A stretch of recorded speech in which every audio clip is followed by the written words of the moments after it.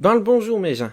Et nuit, je me suis dit que j'allais vous présenter trois personnes particulièrement connues qui viennent du nord de la France parce que trop souvent il y a ce cliché que oui, on serait tous consanguins, alcooliques, pauvres, et que finalement on ne participe pas tant que ça à l'histoire de la France. Eh bien peut-être qu'on a beaucoup de pauvres, mais on a aussi quelques ultra riches. Or bien sûr, par contre, comme partout en France, les inégalités se renforcent, c'est-à-dire qu'on a de plus en plus d'ultra pauvres aussi. Mais notamment, parmi les gens célèbres qui viennent du Nord, on peut citer Bernard Arnault. Bernard Arnault, pour les 3 ou 4 du fond qui ne connaissent pas l'actualité, Bernard Arnault, né à Roubaix en 1949, il est le PDG du plus grand groupe de luxe connu dans le monde. Il est notamment patron de Louis Vuitton ou de Dior.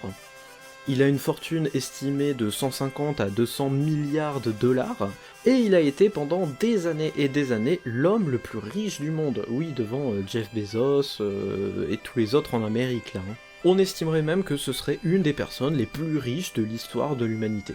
Alors je ne sais pas comment les gens ont estimé ça par contre. Mais bon, ça voilà, c'était juste pour parler de l'influence d'un gars qui est venu du Nord et qui est juste devenu patron de Louis Vuitton et Dior, donc des choses que vous connaissez tous. Bien sûr, on doit parler de gens qui ont influencé l'histoire, et de manière peut-être plus politique encore, vient du Nord, et je pense que ça, normalement, tout le monde le sait, Charles de Gaulle. Et oui, Charles de Gaulle est un Lillois et un ch'ti. D'ailleurs, petite fun fact que j'ai appris, et ça je m'en doutais pas du tout, le fils de Charles de Gaulle a écrit un livre qui parle de son père, du coup, et de comment il a éduqué, et son père, en privé, parce que bien évidemment il allait pas faire des discours comme ça devant tous les Français, mais en privé, il a appris à son fils à parler ch'ti, il parlait ch'ti en famille. Donc oui, non, on a eu un président français ch'ti qui parlait en ch'ti.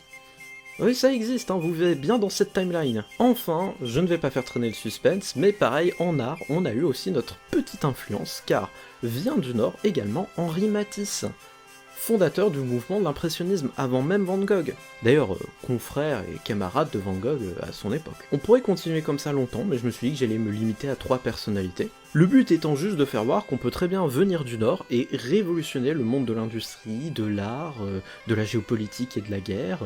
On peut être influent en venant du Nord.